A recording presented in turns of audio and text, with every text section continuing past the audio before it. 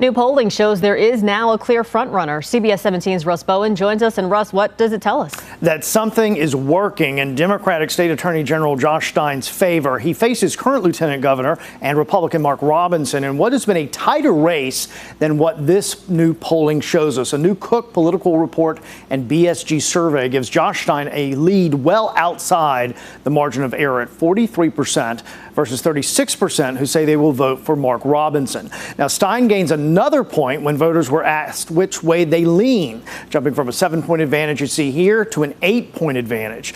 Cook's polling in the month of May had that race tied, and part of what is boosting Stein's lead may be in these numbers you see here. In this same batch of polling, Kamala Harris sits at 46% in North Carolina. Trump gets 44%. RFK Jr. and Cornel West get 4% each. I spoke to Jessica Taylor, the Senate and Governor's editor at Cook Political Report, and she says the choice at the top of the ticket is what's making the difference. They did not believe that Biden could win North Carolina or even win the presidency. And they needed those voters to come out in a very important gubernatorial race. So I think we're seeing those voters re-engage. And I think Robinson has a problem with independent voters. We've seen shifts in independent voters. We've seen shifts in women, in college-educated women towards Stein.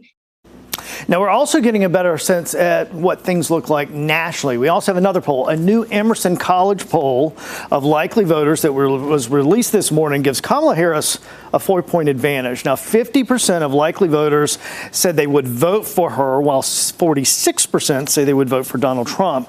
And there are 5% there who are undecided. And those undecided voters, which we see all over the country, including North Carolina, that's one of the reasons we saw Donald Trump yesterday in Asheville, North Carolina, right? Trying to win the western part of the state. Another reason that Kamala Harris has chosen Raleigh, North Carolina to come to tomorrow to give us more specifics on her economic plan before the DNC next week. And Russ, when it comes to these polls, because there's so many of them, especially around election time, which are the most important to look at? Well, national polling is important because it gives us a sense as to what people are feeling, you know, the mood when it comes to these particular candidates. But the ones that you really have to watch are the state polls, the swing state polls, particularly because it's the swing states, 6, 7, 8 states that will determine this race. North Carolina is very much in that mix. So if you look at the swing state polling, that gives you a much better sense than national polling does as to where things are going. And we are watching. North Carolina is a key state. Oof, that is exactly right. And we still have a ways to go before, early voting. So things can certainly flip on a dime. Yeah. All right, Russ, thanks so much. You bet.